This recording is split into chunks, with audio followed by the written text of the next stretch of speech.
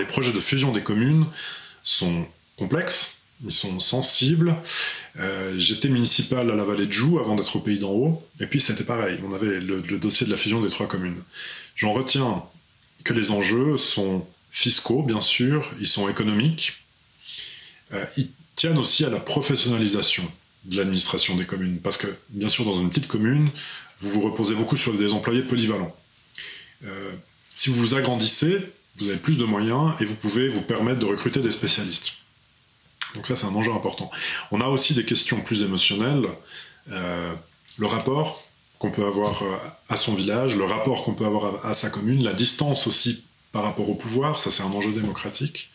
Donc je pense que tout projet de fusion comporte des avantages et des désavantages, et je ne pense pas que le rôle d'une municipalité soit de se prononcer pour ou contre. Le rôle d'une municipalité est de présenter le dossier le plus complet, le plus neutre possible, au conseil communal et à la population. Et ensuite, c'est à eux de se déterminer démocratiquement sur ça. Voilà mon avis.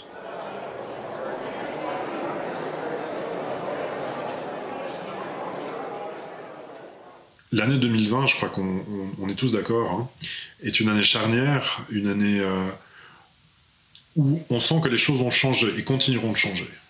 Dans quel sens? C'est difficile de le prévoir. Je pense qu'en Suisse et dans la région des Alpes et des Préalpes en particulier, on a vraiment une carte à jouer. Pourquoi? Notre image sur le plan international, je pense, est exceptionnellement bonne. On est présenté, on est perçu comme un havre de paix, un lieu de stabilité politique, un lieu de stabilité économique, et cela nous donne vraiment, je pense, une position de force. Maintenant, cette attractivité peut aussi être un piège, je pense, c'est-à-dire qu'elle peut nous entraîner sur la voie de devenir un village dortoir, des villages dortoirs, où les gens font simplement construire un chalet luxueux et puis ensuite viennent 2-3 fois par année. Ça, en tant qu'habitant, en tant que futur papa aussi, j'ai mon premier bébé qui devrait arriver dans les 4 à 6 semaines normalement. C'est pas quelque chose, c'est pas une perspective très plaisante. On aimerait que sa région reste vivante, qu'il y ait des activités sportives, qu'il y ait des activités culturelles, qu'il y ait des fêtes, des célébrations. Et puis, évidemment, aujourd'hui, c'est difficile de dire dans quel sens va l'économie mondiale, dans quel sens vont les tendances politiques, et comment est-ce qu'on peut tirer notre épingle du jeu. Mais je pense qu'avec une bonne réactivité et une manière de saisir les occasions quand elles se présentent, c'est quelque chose qui est aujourd'hui tout à fait possible dans une région spécialement qui présente des paysages aussi beaux.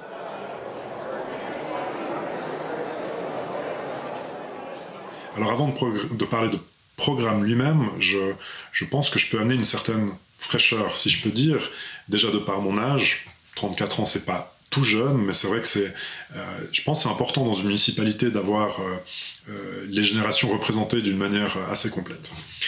En tant que nouvel habitant, ça fait 6 mois, même pas aujourd'hui, que je suis établi au Moulin.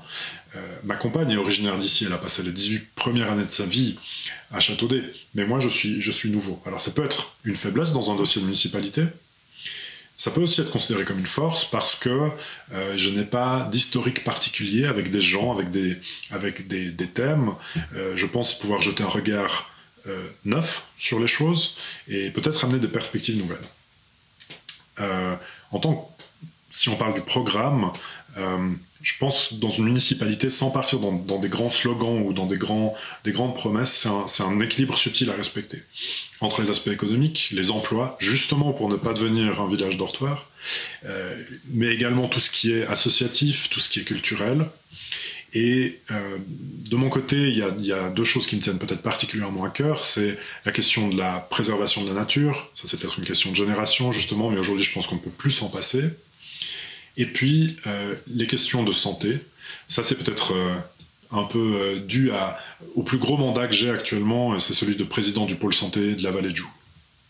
Et finalement, je pense que des infrastructures efficaces sont évidemment une chose très importante dans une commune. Merci beaucoup.